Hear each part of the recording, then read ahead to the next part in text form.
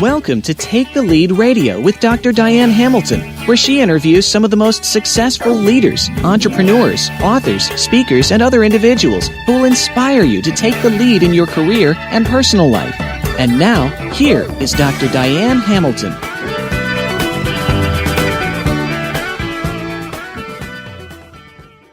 Welcome to Take the Lead Radio. This is Dr. Diane Hamilton. I'm glad you're able to join us today. I have some interesting guests. Linda Hollander will join us. She's called the Wealthy Bag Lady. But I think of her as the person to go to if you need to find out how to get sponsors. So for speakers and authors and people with talk shows, there's a lot of information to be gained from how to get sponsorship. And she has one of the most comprehensive programs I've seen.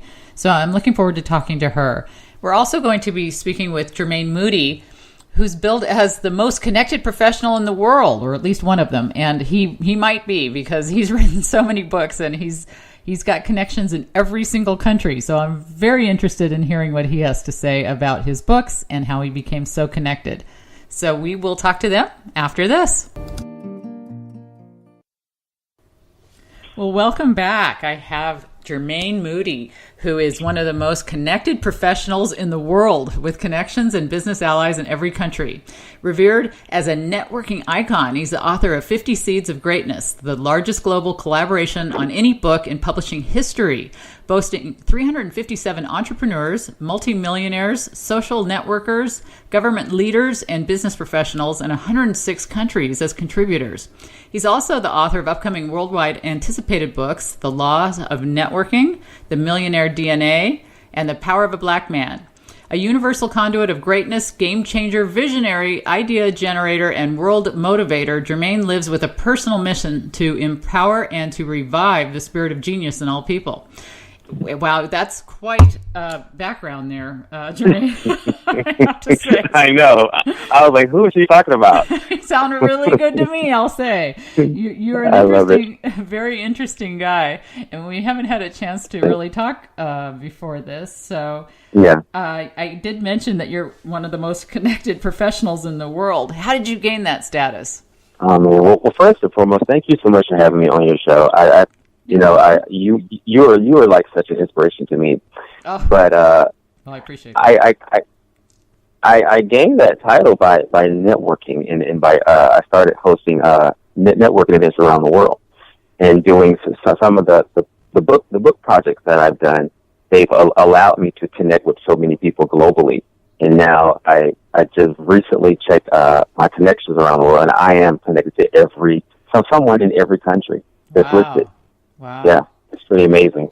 And do you keep those connections going on a consistent basis? How do you do that? That's got to be tough. Well, the cool part is I'm an author, and I've developed a strategy to where I include the world in my books now. So just about everyone that's connected to me is a part of what I do business-wise as an author. So I'm actually including the people that I'm connected to in my books now, like the one that's coming up, The Laws of Networking. And how do you do that? What do you mean you include them? Well, what I do, we send out a questionnaire.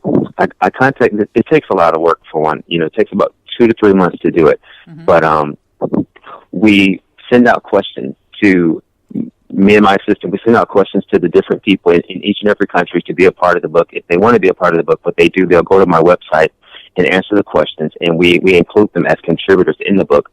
So just like my latest book, 50 Seeds of Greatness, we have 106 countries that contributed to the book, which is pretty phenomenal. And what was the topic exactly? It was called 50 Seeds of Greatness, and the question that we asked the world was, what does greatness mean to me? We had over 500 responses from 106 countries, but I had to narrow it down so the book wouldn't be 2,000 pages. And the world just responded. It was such a phenomenal thing, and it really changed my life. I'm still in awe. I have the book sitting in front of me right now. I'm still in awe at what we accomplished, but my whole goal was to share with the world what it really means to be great. What it really takes to be great. And I figured the only way I could write this book was to include the whole world in it and find out from people across the globe what they thought it meant, and we produced this phenomenal material. How did you pick the people that you chose to be in the book?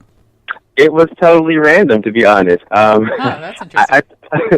But the majority there was a small criteria. There was I really wanted entrepreneurs. I really wanted people who were serial networkers, because I took a huge risk on LinkedIn by just contacting a lot of different people that I wasn't connected to at first. And I really wanted leaders. I wanted networkers. I wanted people who just looked like they were, I wanted happy-looking people in the book, and people who had a significant amount of connections. So those are the ones that I reached out to.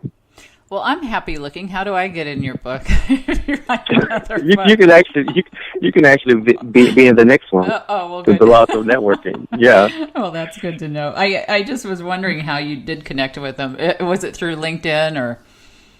It was completely through LinkedIn. It took me about 3 months to do it. Mm-hmm. I was on a 4 a.m. to 7 p.m. schedule every day.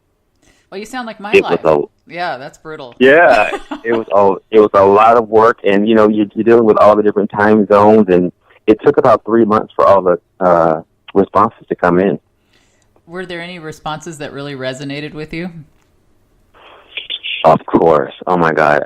Even if I go through the book now, it gets emotional. People were sharing their personal experiences, which we couldn't include all of the experiences, but I just took out key things. But I think the most important parts that resonated with me were people saying that greatness was all about helping other people.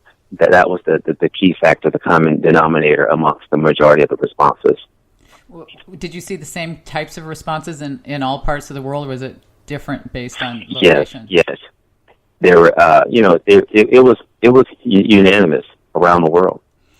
It was amazing, Yeah, very much so. Even what was also really phenomenal about it is, while we were putting the book together, there were certain countries that were at war with each other, and countries that don't, really communicate with each other, and they were side by side in the book, speaking the same thing. Well, it was that's crazy. Inspirational. I think that it's amazing how much more alike we are than you realize, and I think that I agree. Your books have a lot to offer people, and you have more books on the horizon. Are you working on 3 books right now? Did I read that correctly? I am. Actually, I think I'm working on 1, 2, 3.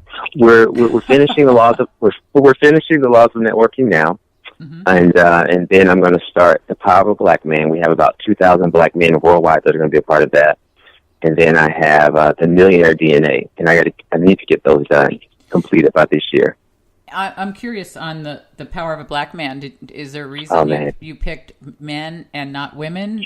Well, reason because I am a black man. I've learned so much from just traveling around the world and the way I was brought up. The whole concept of this book is just to empower black men worldwide to do more, to be more, and to help change the world. It has nothing to do with prejudice or racism or anything like that.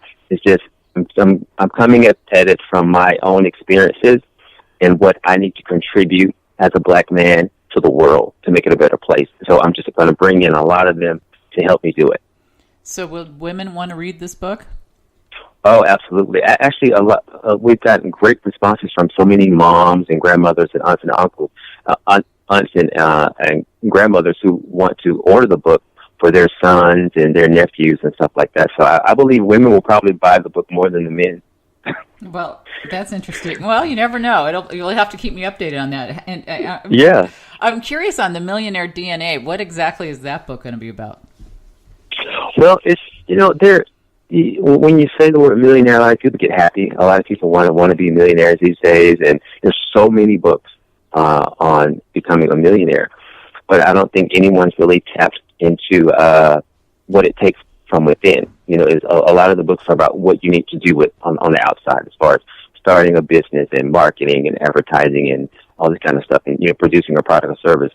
But there are a lot of characteristics and attributes that from my studies that I've learned that millionaires have, and that's what this book is going to teach people. This is what you really have to have, and to be honest, in my opinion, a lot of it you have to be born with. But it's definitely going to, open a door and give people more insight into the type of person that it really takes to live that life and to maintain that life. It's interesting that you brought that up because I was just editing a show that when I interviewed Ken Fisher, the billionaire behind Fisher Investments, and I asked him about that born or made type of question. And because I'm like, how do you get to this point? You know what I mean? That you're this guy. And that always it does fascinate me. In his response, he got talking about introverts and extroverts and how he learned about himself more through reading the book Quiet and other things like that. And I think it's interesting to look at these really successful people just to see what they did. How are they different? And that book interests me a lot. And you're going to have to pretty soon call it Billionaire because the bar's getting higher. And people are starting to want to be billionaires now. You know what? I may just write the Billionaire DNA after that one. Well, send me a copy of that one. I want to read both. I will. Well, they all sound very interesting, and I'm just curious what led to your interest in writing to begin with. I've always been a writer. I think it started in high school when I was on the journalism team and for the school newspaper. I've just always been a writer, no matter what. So it's just been in me forever. Well, that's interesting. You were on school newspaper. I was. I did something with our school yearbook. I forgot about it till you just brought it up. Yeah, more pictures, not as much writing. But writing it takes us. It takes a lot of time. And a lot of time. It's actually one of the loneliest careers. It can be because well, because you're alone all the time. Helping you though, that's got to help a little bit, right? It does help, but it is one of the loneliest careers. I mean, some people can write around a lot of people. I have to be completely in solitude and isolated. Oh, I do too. It's unbelievable. But yes, I think when you are gifted with things to say. Some people are just born to be speakers. They have so much inside of them that they need to share. And I think I was just born with a lot to share. And thankfully, I've been able to read so much and study so much. And at some point, you have to release this stuff. You have to share it with other people. You just can't harbor it all to yourself. You know what I mean? Mm-hmm. Are you going to have all your books be this similar type of thing where you gather information from others and make it into one compilation, or do you have other formats that you would like to write in? Well, I'm doing the Billionaire DNA completely by myself. Oh, you are. But I'm only bringing people in on the laws of networking, the power of a black man, and then we're going to do next year. I think the power of an entrepreneur. We're going to bring in every entrepreneur we can find. But well, I definitely think that would be interesting. I know a lot of people to connect you with on that one. That one's going to be great. Right. It's going to be great. But I think that it's not only me just bringing people in. It's also a strategy because it helps marketing wise because everyone that's in the book, they market the book in every country. But at the same time, you get more insight, you get more information than you would normally writing it by yourself. How do you get your books translated? Do they stay in English or do you have them put in? We are just now in the process of getting 50 Seats of Greatness, and we're going to get the Laws of Networking in Spanish and in Chinese. So we're in that process right now. It's actually really expensive, but it has to be done because there's so many billions of people who need to have these books in their language. Well, I do. I've interviewed a woman who's trying to get more books in Saudi Arabia for businesses, and she's interested in translating them into Arabic for audio versions. Oh, wow! So I don't know if I need to meet her. Yeah, you do because she's really looking for these types of books. For the women there don't have a lot, and I can connect you with her information. But I think that there's a lot of places that don't have books easily available that are translated into the local language. So I agree. Are you looking to do audiobooks or just when you translate, are you doing just written books? We're doing audio also. Oh. Yeah, we're doing audio also, and I'm a member of the Recording Academy, the Grammys, and recently found out that there's a category for spoken word, so we'll be submitting all the audios for a Grammy also. I hope you get one.